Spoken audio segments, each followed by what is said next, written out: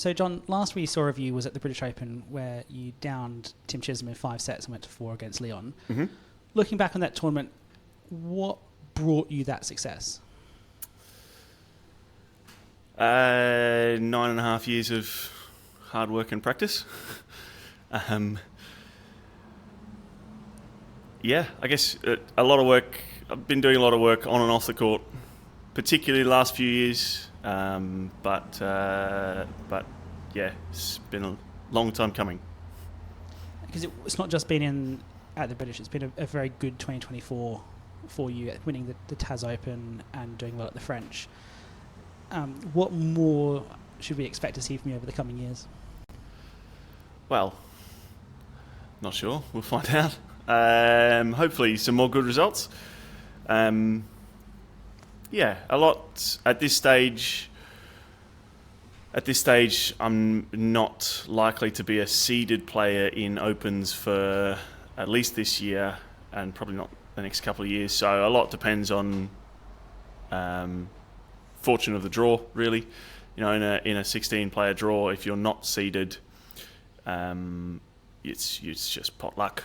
You could draw Cam and lose in the first round, or you could get Tim Chisholm or a Leon or a Levi Gale or a Lewis Williams or somebody who's sort of closer to my level. So results-wise, a lot of it is kind of luck-based, but yeah, there's not much you can do about that except keep working hard and keep practicing so that when you do get a fortunate draw or a good draw, then you can take advantage of it. What's it like coming into this Australian Open where we're not going to be in Melbourne, which is your home club, instead being on the road and not having to worry about organising it or marking it or anything like that? How does that change your preparation for this event? Well, it makes it a bit more normal because obviously we only have one tournament a year that is at home, and even then it's only every sort of, well, probably 2 out of every 3 years that we have the Oz Open in Melbourne. So it's a little more standard, I guess, for tournament play. But it is quite nice, as you say, when it's at your home club. It's obviously nice to be on your home court. That's a big help to be comfortable with the court. But there's a lot of extra work that goes on with hosting a tournament, being around, hosting players, hosting events, etc., etc. So it's always much easier to be somewhere else. How's your personal preparation been coming into this event? A little up and down. A little up and down. I had a little bit of time off after the British. I was in a pretty heavy training block before that, and then probably spent more time on court than anyone else over the course of 3-4 relatively long matches. So I've had a little bit of time off. I was a little bit ill for a couple of weeks as well. So a bit patchy, but feeling quite good now. And this is Hobart's a lovely town, lovely club. I quite enjoy the court, which is unusual. Most people don't, so feeling quite comfortable. How's it going to be going up against your opposite number, as in the Hobart professional Jackson in the first round? Yeah, it should be fun. It's, again, obviously being on your home court is always provides a level of comfort, a level of familiarity. So I obviously won't have quite the same. I've been here more than the UK or US based pros, but it still his home court, so he'll know the court better than I do. It's just been painted recently as well, so that's making life a little different. But yeah, looking forward to it. By the seedings, you'd have a potential quarter-final with Camden. How do you prepare yourself for going into that match against the world champion who's been undefeated for so long?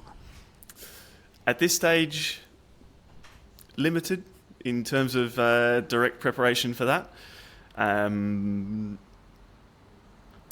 for me, that match is more about match practice, my sort of match preparation and tournament preparation, and making sure that I go into the match in the best shape that I can. Probably, if we're honest, it's probably not going to make too much difference to the outcome.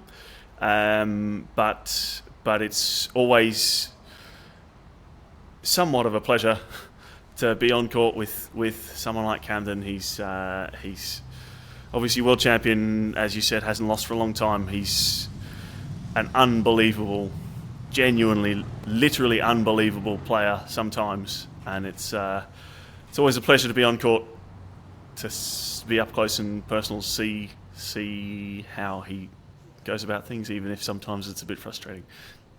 In the doubles, partnering up with Lewis Williams. I don't think you've played together before. How do you foresee your partnership blossoming? Unfortunately, it probably won't blossom too much from here. Lewis is going to play with Levi in most of the tournaments, and I'm hoping to play with Vaughan Hamilton, who I played with in the British. Again, in the US coming up. But we've got to know each other relatively well in the last couple of years.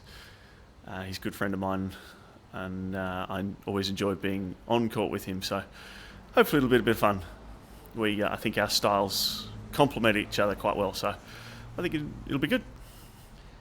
What are your travel plans for the remainder of the year? Hoping to make it to, or I've entered, so planning to make it to the US Open in Feb in Washington. Haven't been to Washington before, haven't been to the New Court before, so looking forward to that. That's always exciting. After that, unknown at this stage. I am doing an exchange with Jack Josephs at Hampton Court at RTC in March and April of this year now, 2025. So he'll be here for a couple of months and I'll be there. So hopefully get to play in a couple of the UK tournaments that I wouldn't normally get to play in. And beyond that, we'll have to see how things pan out. But hoping to get back. Always plan and hope to play in the British. It's obviously one of the sort of biggest tournaments of the year, and there's a couple of other events through the year that would be great to get to, but travel's not the easiest thing from this country. All right, John Woods, Casey, thank you very much. Thanks, Ben.